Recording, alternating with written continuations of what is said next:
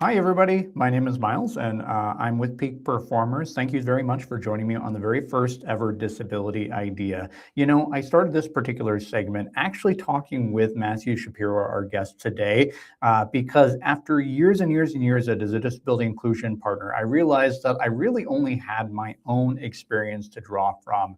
And so he really inspired me to be able to create a new content series, specifically kind of digging deeper into some more niche topics around disability inclusion, as well as exploring some other ideas a little bit more, and maybe even challenging our preconceptions about what we think it means to live and work with a disability. Matthew Shapiro is a gentleman that I met at a Richmond roundtable, a great individual and a wealth of knowledge and insight. So I'm so glad to have him on. And give me just a second, and I'm going to bring him on.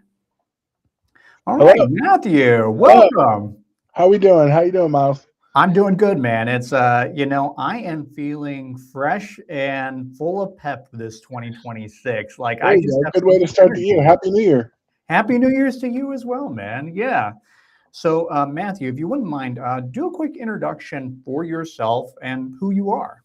Yeah, sure. So first of all, I want to say I'm very humbled to be your first guest on this new content experience. So thank you for that. We can go on this maiden voyage together, as they like to say. Hi everybody. I am Matthew Shapiro. I am the founder and CEO of Six Wheels Consulting. We are a for-profit consulting business that strives to work with anybody really to think about how to be more accessible and inclusive to people with disabilities beyond just being ADA compliant. So, Love you it. know, oftentimes society kind of does the bare minimum of what's required to be inclusive and accessible based on what the ADA says. And I want us to challenge that, right? Let's make our spaces as inclusive as possible. Let's, welcome people with disabilities into all spaces. And we do our work kind of in three buckets. We do consulting initiatives. I am a registered lobbyist in the Virginia General Assembly. Our session is actually set to begin next week. I'm not quite ready yet, but we will be. And I am also a public speaker, speaking at a variety of different places, colleges and universities, conferences. We're actually heading to Pennsylvania next week Hmm. to speak at a conference. So uh, I love what I do. I definitely am glad I got the time off for I took about 2 weeks off for the holidays, and boy, let me tell you, was it needed? But I love what I do, and very excited to be part of the conversation today, Miles. Well, I'm excited to have you. And just kind of diving into the topic at hand, too, you inspired me from our conversations right towards the end there of 2025, where you were like, hey, everybody is talking about the same darn things that we've been talking about Yeah. since the dawn of the ADA, right? Yep. 35 years ago, we're still talking about access, we're still talking about accommodations and stuff. But what's next? And I got to ask you, like, what do you think is going to be next within the field of disability advocacy for Yeah, 2026 and that's beyond? that's such a broad question, right? And such a great question, right? I mean, it's I think about things like driverless cars, right? Like how will when we finally get to a place where there are driverless cars, right? How will that impact people with disabilities? I think about artificial intelligence and like how that can be used as a tool to level the playing field that much more in disability spaces. I think about entrepreneurship, right? We talk about employment a lot as a barrier for people with disabilities, and we are getting better, but we don't often still talk about entrepreneurship as a potential way of solving that employment gap. And that for me was my route to employment, right? I went through the traditional route. I did interviews, thought that they went really well. I love to talk. My greatest asset is my voice, and so I thought I was doing really well in interviews, but was never getting job offers. And so, uh, in December of 2014, I was laying in bed one night after having tons of experience as a younger person, as a youth.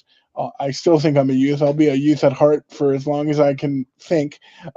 But when I was a younger person, really starting to get involved in self determination work and youth engagement work for people with disabilities. Um, I had all that experience, and I was doing consulting and things at that time, but it wasn't, I was doing small projects here and there and getting stipends for it, but I didn't know it as a consultant, right? And I was doing public speaking, and I had the policy bug, and so in December of 2014, I took all that experience and launched Six Wheels Consulting. It's called Six Wheels Consulting because there are six wheels on my wheelchair. I'm a wheelchair user due to having been born 12 weeks premature Mhm, and diagnosed with cerebral palsy. mhm, And so I use a power chair to navigate the world that we all get to experience.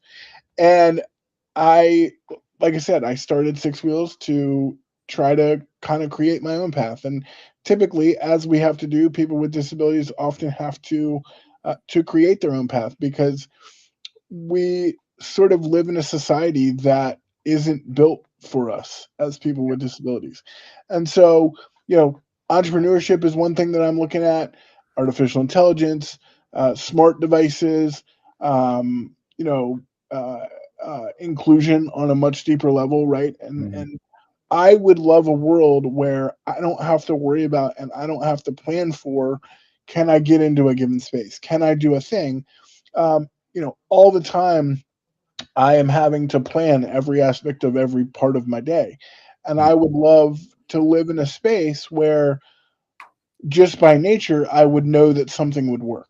Right? That's not where we are now, but that is a driving and a motivating factor for why I know Miles, why you do your work, and why I do my work that I do with Six Wheels. So yeah, I think those are some areas. There's more, but I'm going to add one more to you, actually. please, So, please. I think that we live right now in a culture where self disclosure is much more common, Mm, particularly around the neurodiverse community. In fact, I see many people within my network that will label themselves as neurodiverse, right? sure, And if anybody were to Google me, they'd be able to find out pretty quickly that I'm hard of hearing, right? sure, And so, part of me that the future of advocacy and maybe some issues that we need to keep on our radar is what are companies going to do with that information, especially if it is in regards to marketing or pricing. So you start thinking about things like you probably get your own insurance, right? Like yeah, how could a company use that information knowing that you're disabled to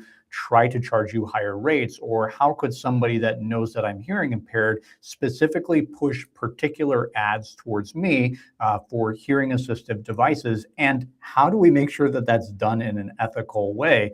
I sure. mean, when it comes to price gouging, I I have a trouble with of justifying that. Yeah, I mean, from like a price gouging standpoint, it's funny. Like my mom makes the joke all the time that if it's a popsicle stick, right, it's 5 cents or it's Mhm. 5 cents or whatever. But if it's a popsicle stick that you can turn into a splint, that's a medical device, it's $500, right? Like there's a notion that um like everything related to disability is so expensive, Mhm. right? And to me, that's kind of backwards, right? Like why I need this wheelchair in order to live my life on a day-to-day basis. So why is my wheelchair the same price as a vehicle? Right? Like Yeah. like it is my vehicle and so I understand, but there's in my mind, right? Some people may disagree with me. In my mind, there should be no scenario where my medical equipment costs more than cars and costs more than some other things, but that's a world we live in right now. And it's a probably a fairly captive market too. Like there's probably not that many different manufacturers, or are there a lot of manufacturers? There are the one like Permobile and Quantum. I use a Quantum chair right now, but it's all kind of the same thing, right? They're different price ranges. I mean, people are so shocked every time I tell them, yeah, my wheelchair is as much as your car, right? Like, and it granted it has bells and whistles, right? It tilts back, it reclines, it goes up and down, but like those are things that I need as part of daily function. And the fact that they are as expensive as they are, like make that make sense, right? Like Mhm. medical devices are things that people need in our shoes as disabled folks. in order to live their life. And so the fact that we have to kind of give away an arm and a kidney in order to be able to afford it, right? Like it's never really made sense to me. We often talk about, when it comes to women, the quote unquote pink tax, right? Like the pink tax refers to somebody that is a woman going into the store and buys a razor that might cost twice as much. And I think that very similarly, there's a disability tax. There's a tax for literally everything that is attached to disability, in addition to any kind of ongoing medical needs that you have. Yeah, Like having a disability is expensive, going to all those different doctors, all those yeah. specialists. And it doesn't help that insurance might fight us tooth and nail for every single bit of coverage that comes along the way. And it's like, so like, you brought up the disability tax, and like the immediate thing that came into my head was I'm a massive sports fan, right? So I Mhm. try to go to lots of sporting events, I like to go to as many sporting events as I possibly can. In many cases, the accessible seating is at a higher charge rate than like Really? an able-bodied person can get a ticket for like $35 in the nosebleeds and they're happy. But for me, right, I have to go to accessible seating, and typically those prices are astronomically or significantly higher than like I can't grab a $35 seat, Yeah. right? And so you're starting to see a lot more sports organizations actually have sort of reduced price accessible seating, and I wish that all sports venues did that, right? Mhm. Um, it kind of goes back to that idea of the disability tax, right? Everything is astronomically higher when you are living life as a disabled person. Absolutely. I want to dig into some of the different things that you called out specifically. And while we're on the topic of cars, let's talk cars because everybody's talking about driverless cars. I live in the Central Texas, and when I'm out on a 15-minute walk, I kid you not, like I am passed by three different Waymos every single time. Yeah, Now, this stands as an enormous opportunity, right? Because there are so many people that cannot drive due to their disability, or they may not choose to drive. sure. One of my favorite comics, actually, Adam Conover, choosing not to drive because his ADHD is severe enough to where he feels like he'd be a danger to other people if he's in a vehicle on the Sure, road. So sure. there's a variety of different reasons why. And driverless technology stands as an opportunity for disabled people to have the same access to be able to get to work every single day without having to be able to operate the wheels themselves. But Yeah, what do we need to be thinking about from like an advocacy and inclusion perspective? yeah. I've had a lot of conversations with people who kind of work in the driverless car space, and I can tell you, as somebody that has never driven and has always been dependent on other people, granted, I have an incredible support circle that I have friends that will drive my van. We'll go to movies. We'll go to bars and restaurants. We'll do things that typical 35-year-olds, in my world, will do. But like the whole thought of a driverless car to give me the fullest level of independence that I could ever ask for Yeah. is like that is like a euphoria thought. That is the dream. But I often wonder, okay, if driverless cars do become into regular manufacture and like the average person can buy them, are you going to be required to have a driver's license? Because Mhm. Yeah. i I don't have a driver's license, right? Yeah. One, I don't need to be able to, I don't drive, and so therefore I don't need a driver's license. But is that going to become like a haves and have nots thing, right? Which would once again alienate the disability community, because how many people with disabilities are going to go through the driving test and are going to, like, can they pass a driving test? Can they pass the road portion, right? Like in many cases, the answer to that question is some can if they use hand controls, Sure. but like for me, I basically was told I can't drive because of my startle reflex due to my cerebral palsy. Okay. And so the driver trainer that I was working with was like, I would not feel safe giving Matthew ability to drive, because my when I startle, my reaction is to do this, right? Like Mhm. my hands go up and things of that nature. So if I'm driving and, like, let's say a car backfires and I were to do this while I'm driving, like that puts somebody at danger. But okay, we now have technology where, okay, a car can drive itself. But if there's going to be a situation where you're required to have these different credentials, or you're required to do other things. Once again, you're alienating a large community who is looking at this as the biggest form of freedom maybe that we've been able to have maybe ever, right? And Mhm. you may look at now this has not been confirmed because like driverless cars are not being mass produced, and the average person can't yet buy them. Yeah. But if we get to a point where, they are regularly on the road, many people have them, are there going to be requirements that you have to have these different credentials? And if you do, are you going to alienate the disability community if that's required? Absolutely. I'm also hearkening back too to a conversation that I had with Ryan Honick a couple months back. He also has cerebral palsy too, and he uses a guide dog, and he is pretty routinely turned away from Uber drivers where they will stop, act as though they're about to pick him up, and then speed away, and then deny him picking up. Now that's not legal, but it happens all the freaking time, and it's Sure. something that he posts about regularly because it is so routinely frustrating for him. So I think too, the other things that we need to think about is one, not giving technology that prerogative to turn people away, and we also need to be thinking about how can various different people with different modes of transportation, say for example wheelchair, can fit into the vehicles too, and that we have enough of those vehicles rolling around on the streets as well too, right? Right, right. Because I mean, honestly, an accessible vehicle could work for everybody, Yeah. right? Like, Yeah. why couldn't I I talk a lot about like, all right, if every car was accessible, Mhm. right, like we would solve the problem, right? It's just like the notion of like in architecture, right? We continue to build with stairs. Mhm. Why? Right? Like, and these are the types of big questions that like I really wish the community as a whole would continue to challenge, Mhm. right? I can't use stairs, but I can use a ramp. And Miles, you can use a ramp, right? Yeah. And a 20 something can use a ramp, right? A grandmother can use a ramp. So why do we continue to build with stairs Yeah. if it alienates certain groups of people, but a ramp would allow everyone to participate? Like, make that make sense, right? Like it, and I understand that like the norm is the stair, right? Well, let's change the norm, right? Let's have it be so that we are building from a universal design standpoint, i.e., ramps and other things. That becomes the norm in architecture, but that's not what we do. We build with stairs.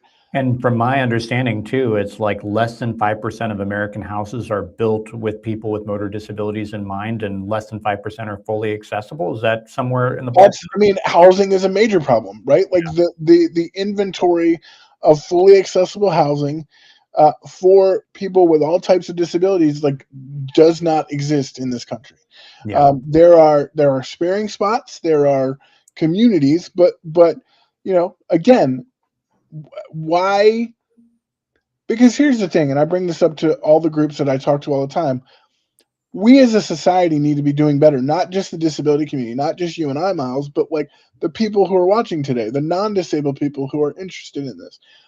Think about this, right? Disability is the only minority group any of us can join in the blink of an eye, and Mhm. it's the only minority group we're all going to eventually join as we age and get older. So, what are we doing as an entire society to build a society that will work for all of us in that time? Now, also keep in mind that that time could come when you're 5, that time could come when you're 50, that time could come when you're 150, right? Mhm. Like it there's no timeline for when you may become disabled.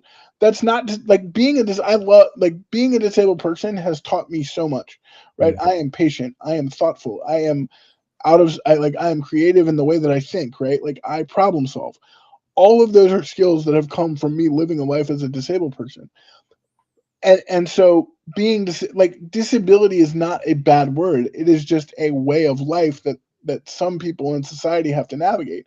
And so we have to do a better job of setting up a world that works, right? Like Mhm. I'm not kidding you that when I say, and this is like harsh to hear, but like I live in a society that doesn't work for me, right? Yeah. And to have to navigate that on a day in and day out basis, um to have to use the mental load that you and I as disabled folks have to navigate, uh, is a lot. I'm sure you have mobility abilities, right?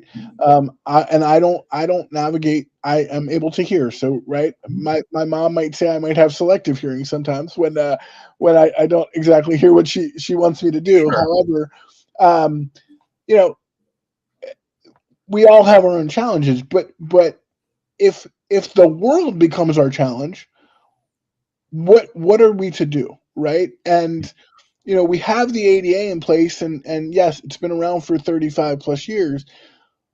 But again, we're not talking about that next generation of challenges that we need to be addressing because we're still stuck on spaces and accessible. Like in 2026, why is that still part of the conversation? Why is it indeed? And speaking of which, speaking of the future, the only thing that people talked about in 2025 was artificial intelligence. Uh Like huh. that was literally everything. And I'll be honest with you, I have skeptical optimism bordering on pessimism, like Sure. somewhere in there, right? Like, because I work with lots and lots of different people that are evaluating potentially hundreds of resumes every single day. And Sure. I see lots of biases against people with disabilities perpetuated on a regular basis, not at peak, but just across the broader spectrum of hiring in general. So if you start talking about things like career gaps, if you start talking about things like quote unquote job hoppers, oh, such a dirty word, right? Right. Or if you even think about people that are coming in for that interview, virtual or in person, and they're being turned away because they can't make eye contact. And I start thinking about how artificial intelligence is getting plugged into this. And oftentimes it's getting plugged in a way that might be a little bit reckless. So, Sure. what are your thoughts as far as like what do we need to be thinking about from AI, not only from like a hiring perspective, but from a broader disability perspective? Yeah, I think it's a balancing thing, right? Because and to be very honest with you, I was skeptical also, Mm, right? Because I was very much of the mindset of, okay, like if somebody starts using AI, does that I'm gonna use some harsh phrasing, but it's kind of the only way I can think, like, to be kind of this poignant with it. If mm, somebody's using AI, are they becoming quote unquote dumber, right? And less intelligent sure. because they're depending on, oh, AI will write my essay, or AI will do XYZ. And I was really reluctant for the longest time to use like Chat GPT and other AI tools. But I started using it and I was like, this is incredibly helpful, Mm, right? Not in the sense of like, I want you to do the work for me, but hey, I have this idea. I want to talk it out with you, ChatGPT, and can then you give me tools or directions on like, okay, Matthew, here's how you're going to go about solving this idea. mm, A lot of people with disabilities have a hard time getting started, right? yeah. Like there's a lot of an issue of like, I don't even know where to begin. And so Mm, if you could plug in an idea to ChatGPT and say, okay, I want to do this problem, how where do I go to get started? If even if I was given like if it gave somebody an idea on here's how you start an essay, or you're reading this book, here's what the that's not to say that we don't want them to do the work of reading the book, right? But it right. is can be used as a tool, particularly for disabled people, to ask questions if they have learning challenges or um, uh, other things. But that's not to say to only use ChatGPT. Like what I try to do is I use ChatGPT and then I meld in my own thoughts and my own ideas, right? So I will get a roadmap from ChatGPT and then I will go back. I might use some of the elements of what ChatGPT gives me, but I will also then try to make sure that I am using my voice or using some of my ideas mixed in with what ChatGPT is providing me. So I'm not 100% like I'm just not straight up copying and pasting what ChatGPT puts into the app or whatever. And so when I say it's a balance, that's what I mean. It's kind of blending both, like using it as a learning tool and then blending it into what you would already know.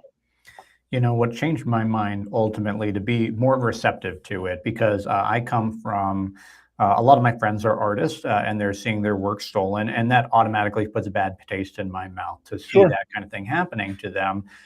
And also, as a longtime writer, I'm very protective and I'm very skeptical of anything being able to replace me and the work that I produce. But Sure. I think what changed my mind is I read an article about different workplace situations that come up where people with autism are using ChatGPT to figure out how to navigate complex social situations that Right. otherwise they might have challenges with. Sure. Meanwhile, their coworkers that realize that they're autistic are plugging into ChatGPT as well. How do I engage with this?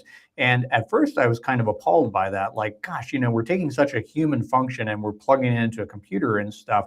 But when I turned around and asked somebody with autism directly what they thought about it, they're like, that sounds good to me. Like the access to being able to have a counselor or having a second opinion or things like that can be invaluable. And Sure. so there doesn't seem anything wrong with me inherently there. And so that kind of changed my mind a little bit. And so I think we need to be thinking about not only how these AI tools are crafted in a way to be as inclusive as possible, but we need to be thinking about access within workplaces too, so that people can use them to their fullest extent if they would benefit and if they would be a reasonable accommodation. Sure, and the thing that I would add to that too, though, is like you had brought up, like, kind of a therapist in a way, Mhm. using ChatGPT as a therapist. I would also, however, I don't want people to become solely dependent on ChatGPT to solve those problems. It 100%. again is a tool that you can use to get answers. I would then also encourage you to use, like, using the therapy example, if you wanted to get those soft skills more, like if I am a person with autism, I don't want to speak and pretend that I am a person with autism. I know a lot of people with autism, and have had conversations with them, but kind of bringing that thread forward, you should also, in conjunction with ChatGPT, work with a life skills person, work with, somebody that can give you all that. It should not be ChatGPT should not be your primary source of, how do I, like, what life skills do I need to know, right? Like it is a tool to do that. But I guess what I'm also saying is I don't want to eliminate that tool entirely, but there also needs to be a human element to anything that we're doing. Again, it's a balance of both worlds. I think the other thing we need to think about too is what kind of data we're feeding into it as well, because, and I've shared this example with you before too, that the vast majority of the time when you go to Google and type in a person with a disability into Google and do an image search, Yep. 90% of the time it's going to be invisible disabilities Yep. that comes up.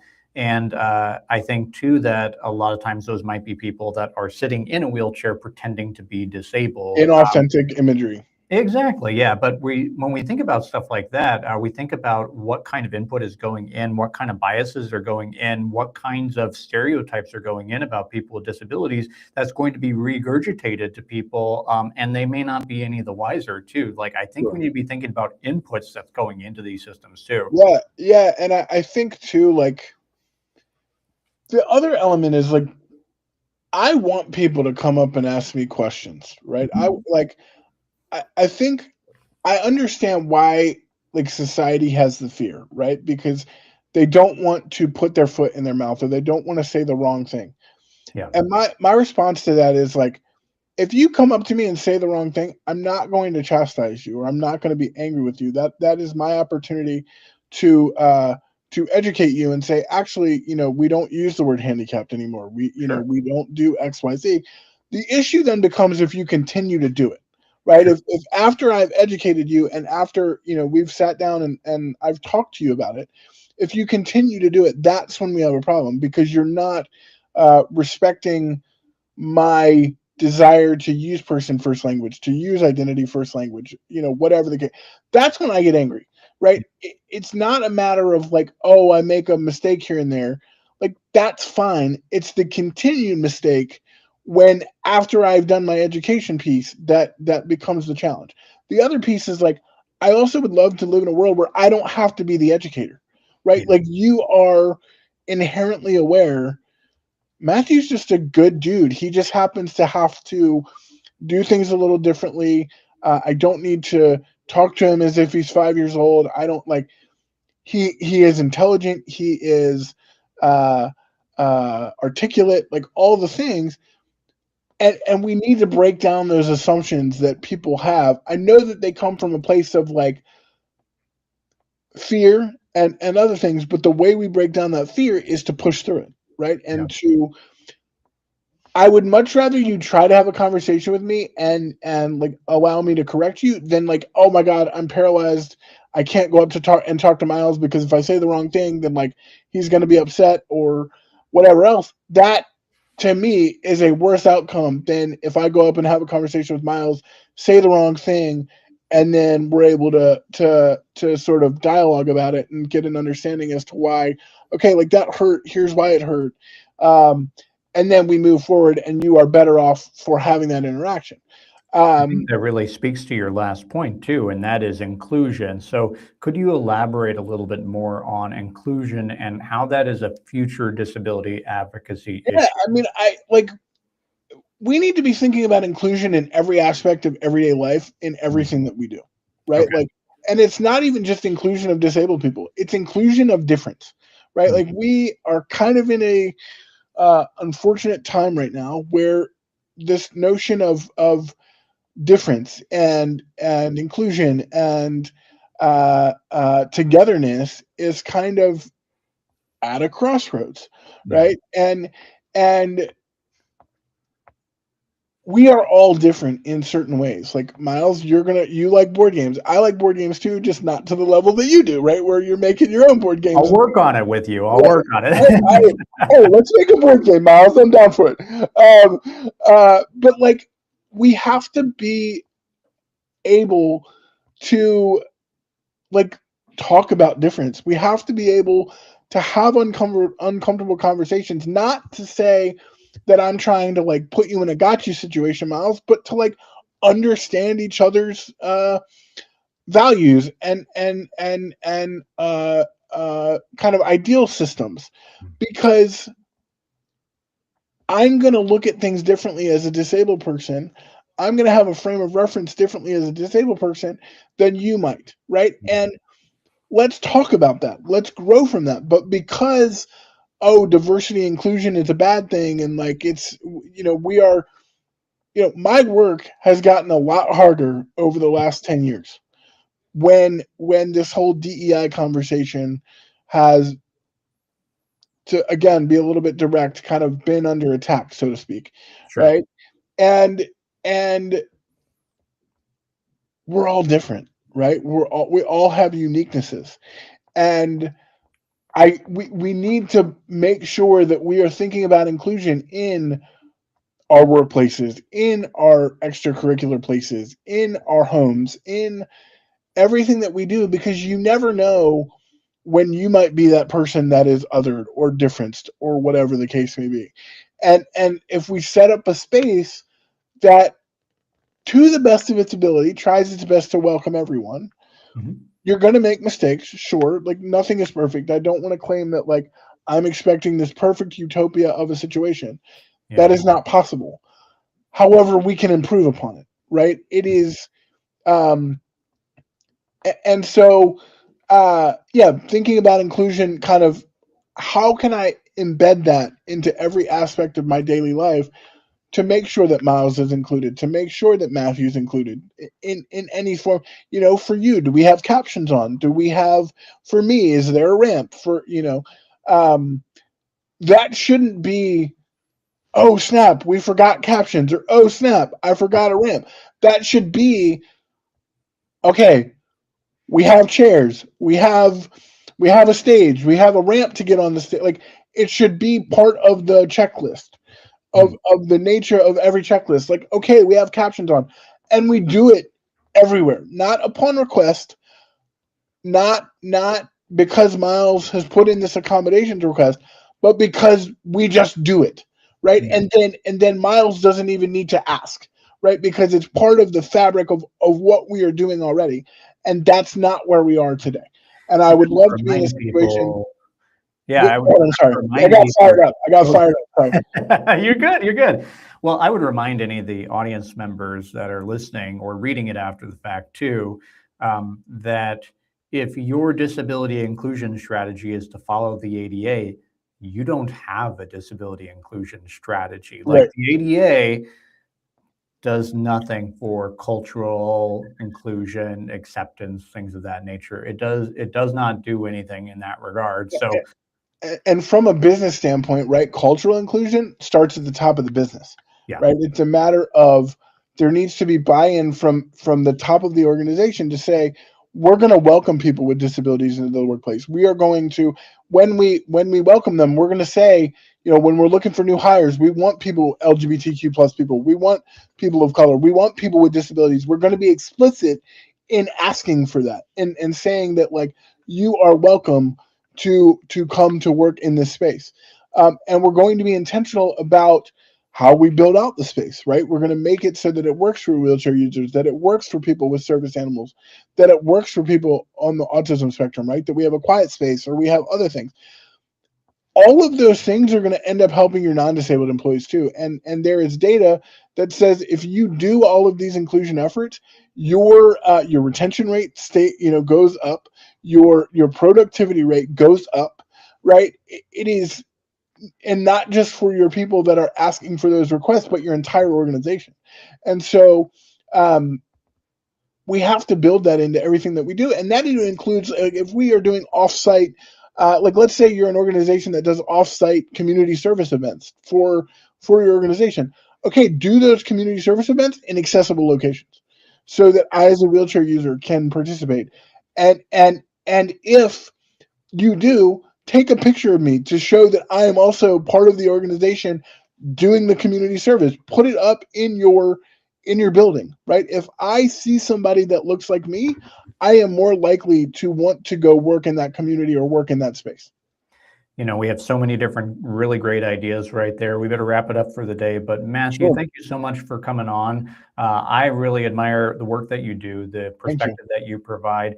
Anything else that you want to share from Six Wheels Consulting and what you're up to these days? Yeah, so thank you, Miles, and thank you for having me on. If I can help anyone think about how they can then make disability part of their corporate culture, right? That is something that we do as an organization. If anyone needs a speaker at an event, or if I can help any of your organizations from an assessment standpoint or anything, please check out our website. We're all over social media. We're at sixwheelsconsulting.com. It's the number six, not spelled out, but the number six. And we would love to work with you. We'd love to help you as you try to work through your journey to inclusion, and be part of that journey with you and help you be as inclusive as possible.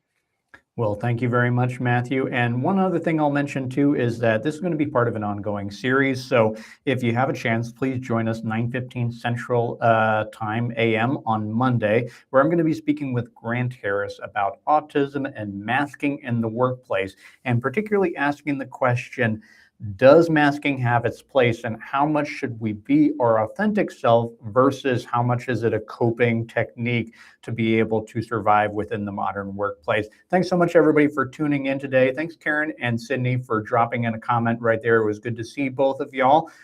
And this has been Miles. And